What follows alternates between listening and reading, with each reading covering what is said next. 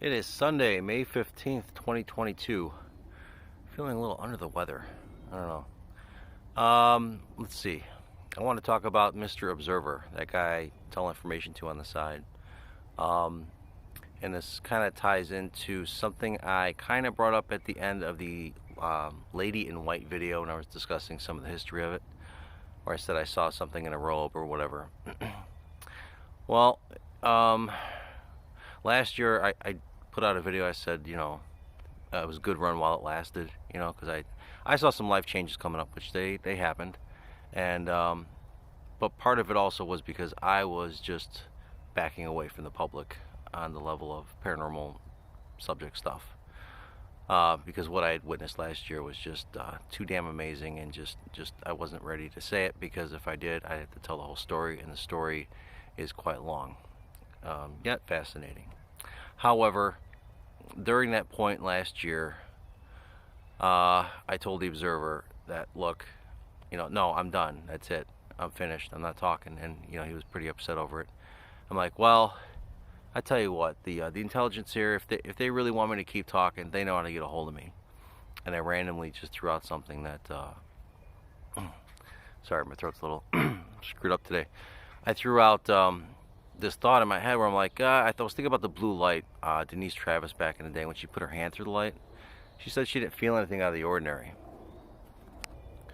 And my thought process was, hell, historically, Denise was the only one to ever come forward to say she ever interacted with light like that, where I guess it was in front of her with her sister there, and she puts her hands through it. So I'm like, you know what? Maybe if they grace me with the blue light or something, and I get to feel something like with the blue light, that'll be a definite sign that I should, continue to talk. But as far as I'm concerned, I know I'm done. That's it. The public's just not ready for this crap. And comes out of the plane. Of course, fast forward earlier this year of 2022, you got Charles with his light by the bridge, which definitely deserves its own video. Maybe I'll even do it right now. Just kind of spill the beans, because the point is that if that event had occurred, if I was able to have an event where I got to feel a light, which is more the science aspect, it's not about entertaining, just like, learning something from it, but at the same time, it would have been an obvious indicator, like, no, we want you to talk.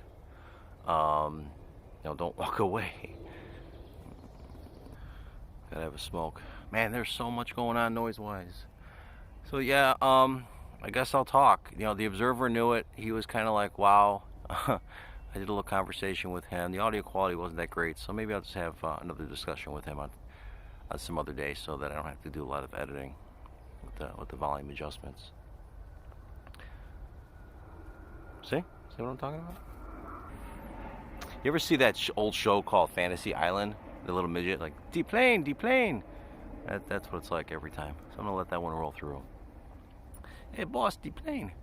Where the hell was I? This stuff gets distracting. Bottom line is, I guess, yeah. The Observer is an appropriate name for him, because even though he hasn't had any direct experience yet with, let's say, lights in front of him or whatever, he is being an interesting observer. So this communication, I tell you, that you can put out just with your thoughts. Hell, even one recently where there was somebody I hadn't seen in 8 years, and I had a discussion with him about that. I'm like, well, when they're ready, they'll come find me. And so I started putting these thoughts out to the intelligence that, can you help me? Can you, bring them back so I can talk to them? And first day back, after, let's say, a week and a half at the Grove, I had a feeling that just don't leave the area, this one particular area, and I didn't. And that particular person showed up, come on, after 8 years. And the Observer was actually sitting when it happened. He was quite stunned. So maybe, yeah, when I go back and do a little conversation with him, I'll mix that in. Maybe that'll be more appropriate. Because he's also, the Observer with the light by the bridge. So, since I'm divulging everything right now, well, not everything, that would take hours. So with this whole disclosure thing, I tell you that things here are not dead people. for the most part. Let's put it that way, okay? Your interactions, the weird stuff, the lights, and so on and so forth. Well, my history with this kind of behavior, activity, stretches back to when I was like 12 or 13, and I'm like 45 now. So outside this place, I go through a lot of weird experiences, and luckily, I have a lot of friends and family that would be around me when some of it would happen. Now, my time away when I was in Nevada, and I would on the weekends go out to Death Valley and sit at the top of this mountain.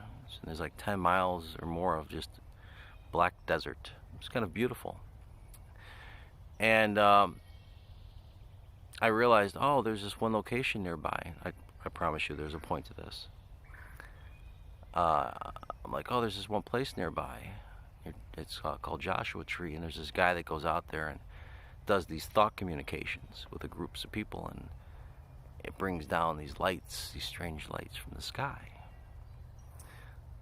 So I'm like, I don't need to do his little protocol, do enough of these mental tricks as it is, and I just, closed my eyes, did my thing real fast, and about a minute or so later, you gotta remember, I'm in pitch blackness of the desert. In order for me to see my hand in front of my face, I kind of gotta get it above the mountaintops, or maybe a light from a nearby city or something, just to see the shadow, how rich black it is. And here I am, just leaning against the van, just looking up, and there was this brilliant, super brilliant light just surrounded the van, everything. I call it a little cul-de-sac. I'll pop up a Google satellite image of the area, and it just lit up.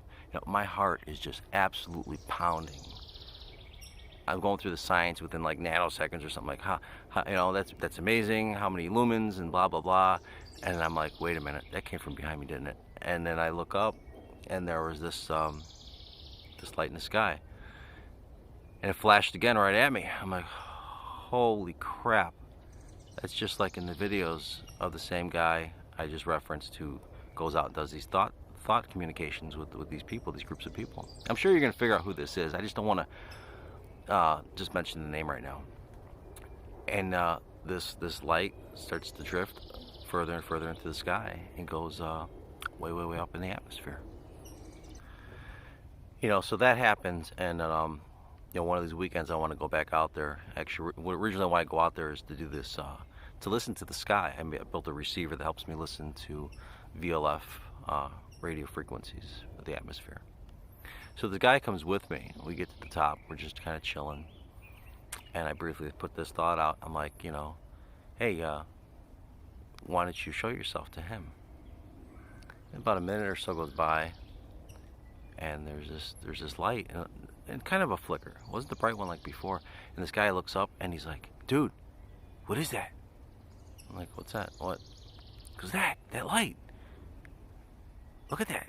He's like, is that a UFO? Like, I don't know, man. But that was the same stuff, and it's doing its thing. It's traveling up into the atmosphere with the occasional flicker. It's starting to rain. Hope I got enough time to tell the story with this rain coming. And like I said, there's a point to this. So part of last year, I was over by the pond, by the creek, and I just kind of turned around and I looked under the bridge, because there was a part that I talked about before in the past where I was trying to get interactions to start to occur in Rubio Woods. I think that might grab a lot of people's attention, mix things up. Everyone thinks it's a cemetery, even though I know it's not. So I'm like, let's do Rubio Woods. And so when I'm staring into the bridge, I said, put this thought out to them, them. Could you replicate what you did to me out in the desert? Because let's just say I felt or knew it was them. Uh-oh, it's raining. Let's cover this up. And please let me finish this. Okay, I'll try and rush this. So here I am, putting this thought out saying, do the flare up, because that's what it looks like. You can look online with some of these things where these lights in the sky and suddenly they flare up and then they disappear, or they flare up, go back to a circle of light and just keep moving. It kind of varies, but there's this flare up event. So I said, could you please replicate that under the bridge as part of the signature? Because I told you these things are multifaceted with the communication. It isn't just put on a demonstration for, let's say, learning purposes. It's put on a demonstration for X, Y, and Z, and so much more. You know, just cram a bunch of variables in there to, one was to verify that, yes, you are the same. Anyway, maybe I should do that part on another video, explain this kind of stuff, this multifaceted thing. But I'm telling you, it's not, they're not human. Last year I saw one, and they want me to talk. I didn't want to talk. I mean, but they're telling me it's okay to talk. It's hard for me to explain that right now, but you know, overall, it's they want me to talk, and there are other people interacting with them. Okay, we're going to get into that down the road. So when you're out here doing these things, and I tell you, you can use your thought process. It's not like, you know, you're putting thoughts out to these dead people. You're putting thoughts out to something that's highly intelligent, that does have a tangible quality to them. And they do have a tech. They do have technology. Maybe this is premature to put this on video like this right now, but I guess it's time to start discussing some of this. You know, I don't know how much longer I'll be visiting here, or even be on the planet. But you know, I've got nothing to sell you. Hopefully you figure that kind of crap out. So I'm just trying to tell you as it is. What, you know, if you think I'm wrong about something, that's fine. But when you start seeing things face to face, and you know, based on their skin color, the shape of their head, things like this, things that I'm going to get other people to talk about some of these things behind the scenes. They've got some information. You know, I'm not the only one, and I know there's people that come out here and they don't experience things, and that's fine. But some of you that are a little mystified, and hopefully I'm not going to provide you answers, but I hope to provide you a little bit of insight. Okay. Anyway, didn't think I was going to do it like this today. There's just too much to talk about anyway, but you got the basic idea, right? And I know there's some people that I talk to on the side think, you know, oh, I had, you know, based on what you were saying, yeah, I got the gist of it. Like, I kind of felt that's what you were trying to say, and it is. They're very nice people. I don't, you know, you might want to use like words like alien. I would never do that. In fact, I find that disrespectful. So just look at them as people, and they're not out to do some harm. They're not from the religious aspects, you know, looking to trick you and be some sort of demon-esque whatever. If you want to take that angle, you're only just doing yourself a disservice, I guess. Anyway, until next time.